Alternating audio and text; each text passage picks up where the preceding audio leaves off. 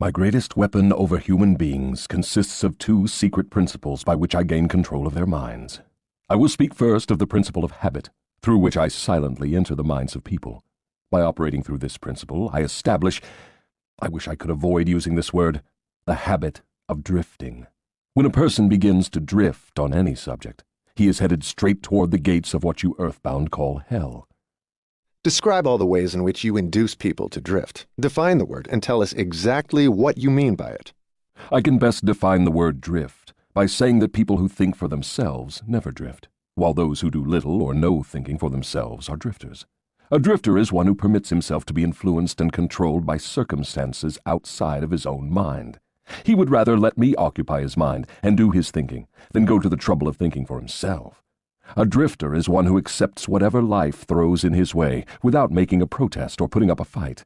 He doesn't know what he wants from life and spends all of his time getting just that. A drifter has lots of opinions, but they are not his own. Most of them are supplied by me. A drifter is one who is too lazy mentally to use his own brain. That is the reason I can take control of people's thinking and plant my own ideas in their minds. I think I understand what a drifter is. Tell me the exact habits of people by which you induce them to drift through life. Start by telling me when and how you first gained control of a person's mind. My control over the mind of a human being is obtained while the person is young. Sometimes I lay the foundation for my control of a mind before the owner of it is born, by manipulating the minds of that person's parents. Sometimes I go further back than this and prepare people for my control through what you earthbound call physical heredity. You see, therefore, I have two approaches to the mind of a person. Yes. Go on, and describe these two doors by which you enter and control the minds of human beings.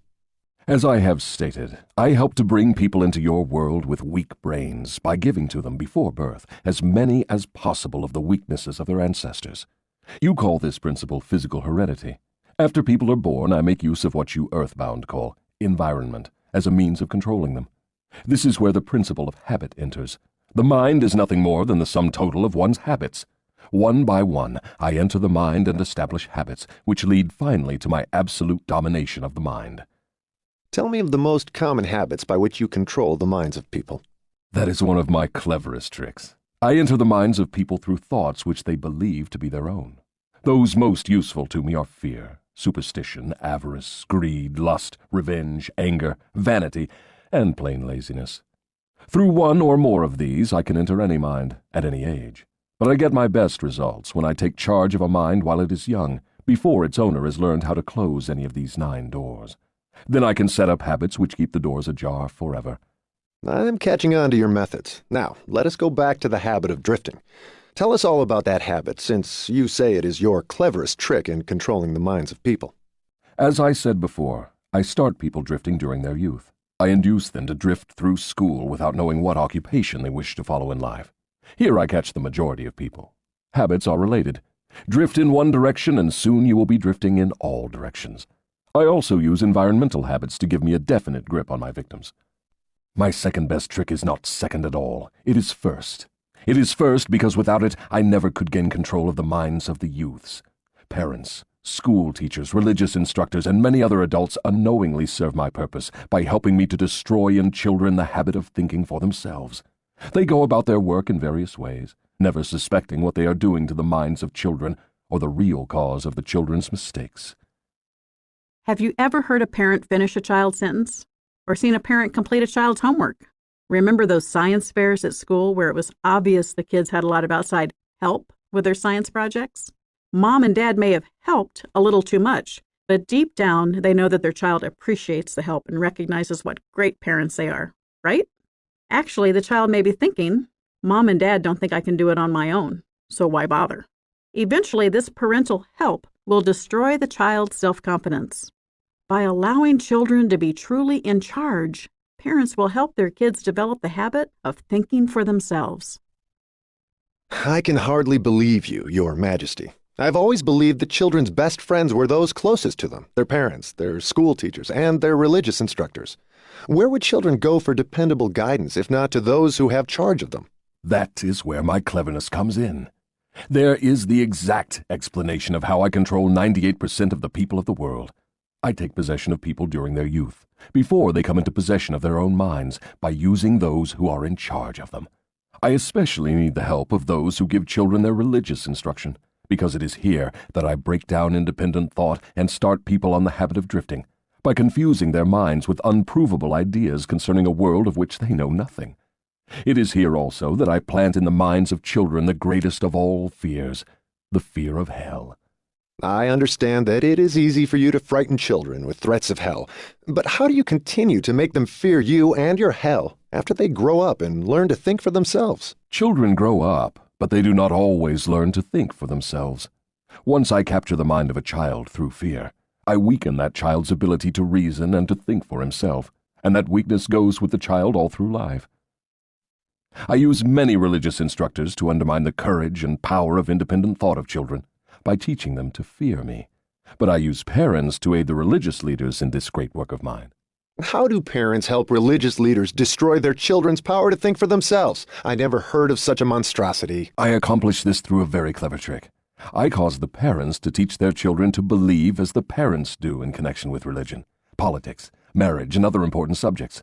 In this way, as you can see, when I gain control of the mind of a person, I can easily perpetuate the control by causing that person to help me fasten it upon the minds of his offspring. In what other ways do you use parents to convert children into drifters? I cause children to become drifters by following the example of their parents, most of whom I have already taken over and bound eternally to my cause. In some parts of the world, I gain mastery over children's minds and subdue their willpower in exactly the same way that men break and subdue animals of lower intelligence. It makes no difference to me how a child's will is subdued, as long as it fears something. I will enter its mind through that fear and limit the child's power to think independently. The devil will enter a child's mind through fear and then limit the child's power to think independently. I can remember the many religious leaders I have known in the past and instantly divide them between fear-based instructors and faith-based instructors. In fact, I still get a chill from reliving the fire and brimstone of some of the fear-based sermons I heard as a child. In contrast, I remember the uplifted feeling of hope and courage from the faith-based sermons. Hill's words of wisdom certainly ring true for me. Does fear then paralyze independent thought? Drifting is the most common cause of failure in every walk of life. I can control anyone whom I can induce to form the habit of drifting on any subject. The reason for this is twofold. First, the drifter is just so much putty in my hands, to be molded into whatever pattern I choose, because drifting destroys the power of individual initiative. Second, the drifter cannot get help from my opposition, because the opposition is not attracted to anything so soft and useless. Is that why a few people are wealthy while the majority of people are poor? That is exactly the reason. Poverty, like physical illness, is a contagious disease. You find it always among the drifters, never among those who know what they want and are determined to get just that.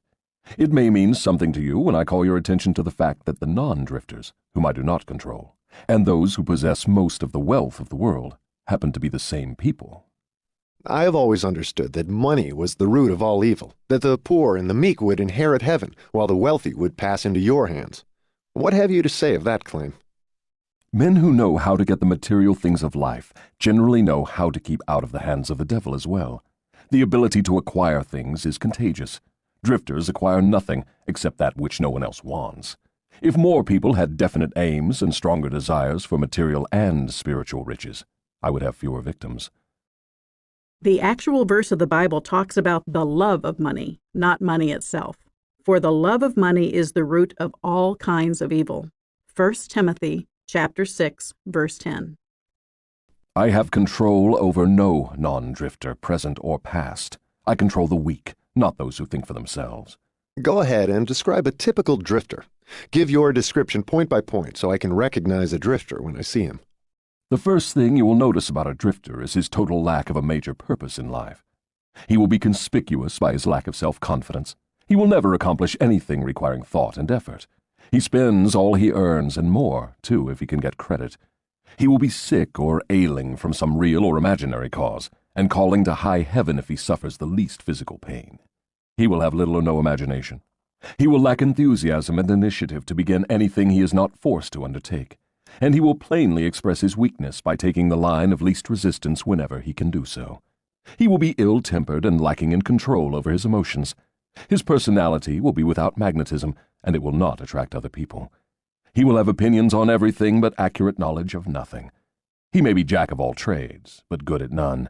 He will neglect to cooperate with those around him, even those on whom he must depend for food and shelter. He will make the same mistake over and over again, never profiting by failure. He will be narrow-minded and intolerant on all subjects, ready to crucify those who may disagree with him. He will expect everything of others, but be willing to give little or nothing in return.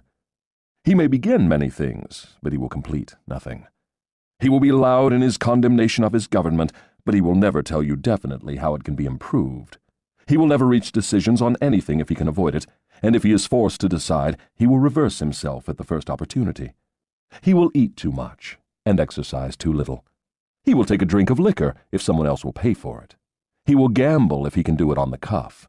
He will criticize others who are succeeding in their chosen calling.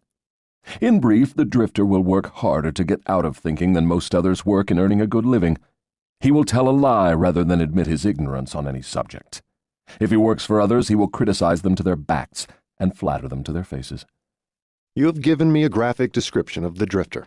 Please now describe the non-drifter so that I may recognize him on sight. The first sign of a non-drifter is this. He is always engaged in doing something definite, through some well-organized plan which is definite. He has a major goal in life toward which he is always working, and many minor goals, all of which lead toward his central scheme. The tone of his voice, the quickness of his step, the sparkle in his eyes, the quickness of his decisions clearly mark him as a person who knows exactly what he wants and is determined to get it, no matter how long it may take, or what price he must pay. If you ask him questions, he gives you direct answers and never falls back on evasions or resorts to subterfuge. He extends many favors to others, but accepts favors sparingly, or not at all. He will be found up front, whether he is playing a game or fighting a war. If he does not know the answers, he will say so frankly. He has a good memory, never offers an alibi for his shortcomings. He never blames others for his mistakes, no matter if they deserve the blame. He used to be known as a go-getter, but in modern times he is called a go-giver. You will find him running the biggest business in town, living on the best street, driving the best automobile, and making his presence felt wherever he happens to be. He is an inspiration to all who come into contact with his mind. The major distinguishing feature of the non-drifter is this. He has a mind of his own and uses it for all purposes. From all you say, I infer that you cannot induce a non-drifter to help you gain control of his mind by baiting him with your bribes. Is that correct? That is exactly correct. I can, and I do, interest non-drifters in my bribes, because I use for the purpose of bribery the things all people naturally desire. But the non-drifter resembles a fish that steals the bait from your hook, but refuses to take the hook. The non-drifter takes from life whatever he wants, but he takes it on his own terms. The drifter takes whatever he can get, but he takes what he gets on my terms. Stating the matter in another way, the non-drifter borrows money from a legitimate banker if he wants it, and pays a legitimate rate of interest. The drifter goes to the pawn shop, hawks his watch, and pays a suicidal rate of interest for his loan. So I draw from your claims the conclusion that your hand is mixed up somehow in all of people's troubles and miseries, even though your presence may not be visible. My unwilling workers are often my best workers. You see, my unwilling workers are those whom I cannot control with some combination of bribes, people whom I have to master by fear or through some form of misfortune. They do not wish to serve me, but they cannot avoid it because they are eternally bound to me by the habit of drifting. Now I am beginning to better understand your technique. You bribe your victims through their natural desires and lead them astray while you induce them to become drifters if they respond to your lure. If they refuse to respond, you plant the seed of fear in their minds or trap them through some form of misfortune and hogtie them while they are down. Is that your method? That is exactly the way I work. Clever, don't you think? Which do you prefer to serve as your propagandists, the young or the old? The young, of course. They can be influenced by most bribes more easily than people of mature judgment. Moreover, they have longer to remain in my service. Your Majesty has given me a clear description of drifting. Tell me what must be done to ensure against the habit of drifting. I want a complete formula that anyone can use. Protection against drifting lies within easy reach of every human being who has a normal body and a sound mind. The self-defense can be applied through these simple methods. 1. Do your own thinking on all occasions. The fact that human beings are given complete control over nothing save the power to think their own thoughts is laden with significance. 2. Decide definitely what you want from life, then create a plan for attaining it, and be willing to sacrifice everything else if necessary, rather than accept permanent defeat. 3. Analyze temporary defeat, no matter of what nature or cause, and extract from it the seed of an equivalent advantage. 4. Be willing to render useful service equivalent to the value of all material things you demand of life, and render the service first. 5. Recognize that your brain is a receiving set that can be attuned to receive communications from the universal storehouse of infinite intelligence, to help you transmute your desires into their physical equivalent. 6. Recognize that your greatest asset is time, the only thing except the power of thought which you own outright, and the one thing which can be shaped into whatever material things you want. Budget your time so none of it is wasted. 7. Recognize the truth that fear generally is a filler with which the devil occupies the unused portion of your mind, that it is only a state of mind which you can control by filling the space it occupies with faith in your ability to make life provide you with whatever you demand of it. 8. When you pray, do not beg. Demand what you want, and insist upon getting exactly that, with no substitutes. 9. Recognize that life is a cruel taskmaster, and that either you master it or it masters you. There is no halfway or compromising point. Never accept from life anything you do not want. If that which you do not want is temporarily forced upon you, you can refuse, in your own mind, to accept it, and it will make way for the thing you do want. 10. Lastly, remember that your dominating thoughts attract, through a definite law of nature, by the shortest and most convenient route, their physical counterpart. Be careful what thoughts you dwell upon. That list looks imposing. Give me a simple formula, combining all the 10 points. If you had to combine all 10 in one, what would it be? Be definite in everything you do and never leave unfinished thoughts in the mind. Form the habit of reaching definite decisions on all subjects.